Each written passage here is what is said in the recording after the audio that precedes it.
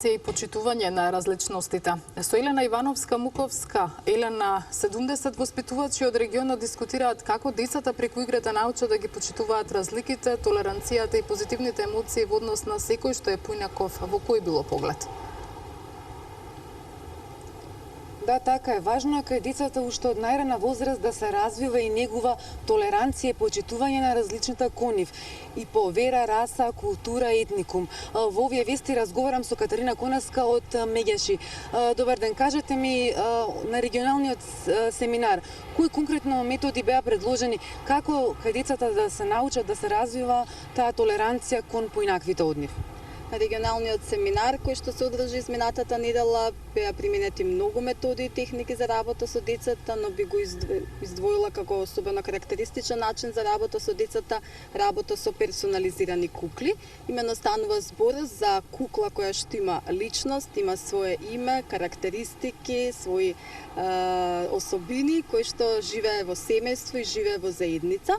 Така возрастната особа која што работи, односно воспитувачите кои што работат во предучилишните установи со децата, со својот глас и даваат живот на оваа кукла и ја внесуваат во групата за работа со деца. Со тоа што се настојува да се карактеристиките кои што ќе се дадат на оваа кукла да бидат поразлични од особините кои што ги имаат мнозинството присутни дечиња во групата.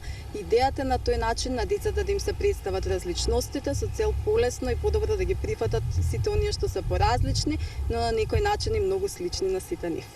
Од каде се овие искуства, кои ги пренесуваше и како функционира таму? За време на регионалниот тренинг кој што се одржа во Скопје, на кој што учествува повеќе од 80 воспитувачи од неколку земји во регионот, своите искуства ги пренесе тренерски тим од Северна Ирска. Тие ги пренесоа своите искуства и методи на работа кои што ги користат за градење на мирот, за работа на програми за градење на мирот со мали деца, на надминување на оние предрасуди и стереотипи кои што постојат и работа со децата и со нивното семејство со нивните погледи кон опружувањето.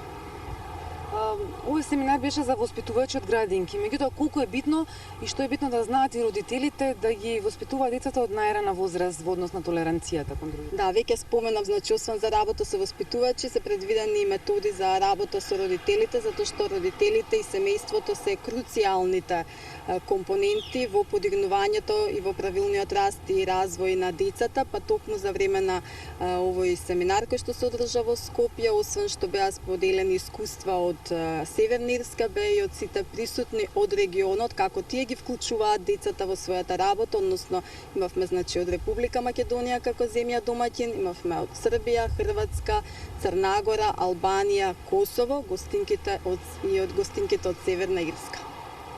Што велат од таму? Дали овие програми, методи биле успешни? Какви резултати покажале? Да, методите покажале дека се успешни, токму затоа и ги споделуваат тука со регионот, меѓутоа можам да кажам слободно дека и представниците од регионот и од Република Македонија имаат што да споделат како искуство и ова беше едно прекрасно место да се продлабочи соработката. Јас гледам, бев таму присутна цело време каде што се разменуваа контакти, телефони со цел да останат и во иднина во комуникација.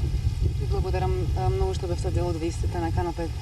Значи, ова беше разговорот со Катерина Конеска од Меѓаши. Можевме да слушнеме некои совети кои што може да ги применуваат и родителите за своите деца. Благодарам, Елена